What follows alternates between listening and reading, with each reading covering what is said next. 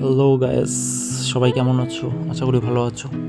তো অনেক দিন পরে আজকে একটা ভিডিও নিয়ে চলে আসলাম। সবাইকে welcomes to my channel আয়ন্স world. তো আজকে আমি একটা ভিডিও বানালাম যেখানে আমি বলবো আমার ফার্স্ট সার্ভিসিংয়ের কথা। তো 1.5 মাস হলো আমি একটা রয়্যাল এনফিল্ড নিয়েছি। তো ফার্স্ট সার্ভিসিং 500 কিলোমিটার পরে হয়। সো ওটাই এক্সপিরিয়েন্সটা শেয়ার করার জন্য ভিডিওটা বানানো। তো আমি এখন চলে গেলাম কোচবিহার রয়্যাল এনফিল্ড সার্ভিসিং সেন্টারে। তো দেখতে থাকো। সো যাওয়ার সাথে সাথে এই বাইকটাকে ওরা একটা মেশিনের সাহায্যে উঠিয়ে দিল। সো তারপরে ইঞ্জিন গার্ডটা খুলে মোবিলটা ওরা আগের মোবিলটা পুরোটাই খুলে দিল। সো তারপরে অয়েল ফিল্টারটা ওরা খুললো। অয়েল ফিল্টারটাও চেঞ্জ করা দরকার।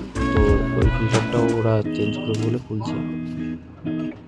তো তারপরে চলো দেখতে থাকো।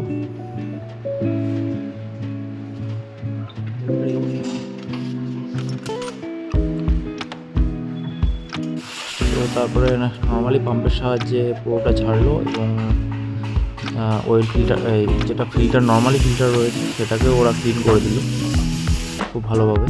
তারপরে ওটা লাগিয়ে দিল। ফিল্টারটা ওয়াশ করার পরেই ওরা পুরোটাকে ওয়াটার ওয়াশ করার জন্য নিয়ে গেল। তো ওয়াটার পুরো ওয়াশ হচ্ছে, পুরো ফোম দিয়ে ভালোভাবে ওয়াশ করে ঝকমকের গাড়ি আমি বেরোয় রাখি। তো ফার্স্ট সার্ভিসিং করার পরে গাড়িটা আলাদাই দেখতে লাগছে, পুরো ঝকমকে একটা, আর ঝকমকে গাড়ির একটা ফিলিংস আলাদা রয়েছে। তো ফার্স্ট সার্ভিসিংয়ে আমার 1200 টাকার মতন বিল হয়েছিল, 1100 কত টাকা। তো ভালোভাবে ওরা করে দিল। তো সবাই যারা এনফিল্ড নিয়েছো তারা দেখতেই পেরেছো। আশা করি তাদের সার্ভিসিংটাও খুব ভালো হয়েছে।